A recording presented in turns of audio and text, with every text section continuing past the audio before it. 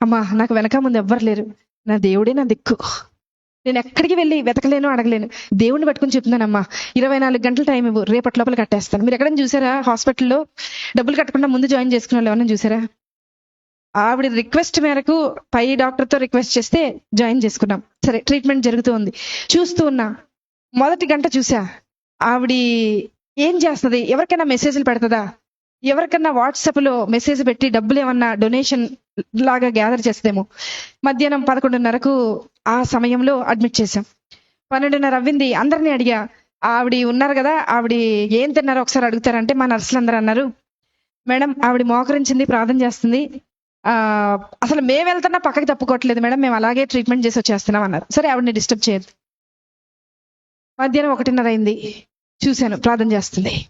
సాయంత్రం 4:30 అయింది, చూశాను ప్రార్థన చేస్తుంది. రాత్రి 6:30 అయింది, చూశాను ప్రార్థన చేస్తుంది. రాత్రి 9:30 అయింది, చూశాను ప్రార్థన చేస్తుంది. రాత్రి 11:30 అయింది, అంటే ఆవిడ మోకరించి 12 గంటలు అవుతుంది, ప్రార్థన చేస్తుంది. 1:30 రాత్రి 1:30 అర్ధరాత్రి ప్రార్థన. ప్రొద్దున్న 4 నెక్స్ట్ డే స్టార్ట్ అయిపోతుంది, రౌండ్స్ స్టార్ట్ అయిపోతాయి, సెక్షన్ స్టార్ట్ అయిపోతుంది, అన్ని స్టార్ట్ అయిపోతాయి, ట్రీట్మెంట్ స్టార్ట్. మాకు స్టార్ట్ అయిపోయింది కానీ ఆవిడకి మాత్రం ప్రార్థన ఎండవల. 7:30 ప్రార్థన. మరుసటి రోజు 8:30 ప్రార్థన. 9ంటికి బిల్ వచ్చేస్తుంది జనరేట్ అయ్యి, ఆ రోజుకి డే స్టార్ట్ అవ్వాల్సిన బిల్ వచ్చేస్తుంది. బిల్ వచ్చింది, అందరు పేషెంట్స్ రౌండ్స్ అయిపోయినాయి, ఈవిడ దగ్గరికి వెళ్ళాలి.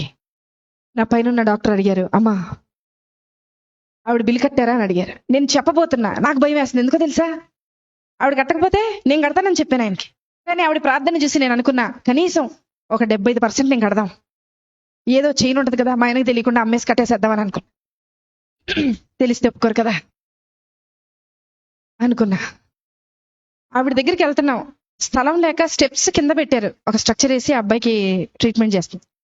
అక్కడికి వెళ్ళేలోపు, అడుగు అక్కడికి పెట్టేలోపు డాక్టర్ గారు అన్నారు, నా పక్కన డాక్టర్ గారు అన్నారు, మేడం హాస్పిటల్ అని అన్నారు. చెప్పండి సార్, ఏదో మీరు చెప్తున్నారు అంటే ఇంకా కొంచెం టైం దొరుకుద్దేమో, ఏదైనా ఆన్సర్ ఆలోచించి ఆయనకు చెప్దాం, ఎందుకంటే ఆవిడ ఇంకా కట్టలేదు, ప్రార్థన అవ్వలేదు ఆవిడది అక్కడ.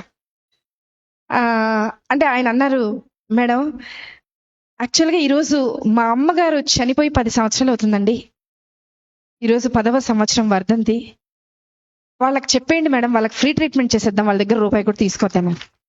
నేను వెళ్ళి లేపాను ఆవిడ్ని, లేపి తీసుకొచ్చాను. బిల్లు కట్టక్కర్లేదు నువ్వు అన్నా. నాకు తెలుసు మేడం, నా భర్త వదిలేసి వెళ్ళిపోయినా, నా బిడ్డ నా చెయ్యి దాటిపోయినా, నన్ను ఈ లోకంలోకి తీసుకొచ్చిన యేసయ్య నా చెయ్యి విడిచిపెట్టడం.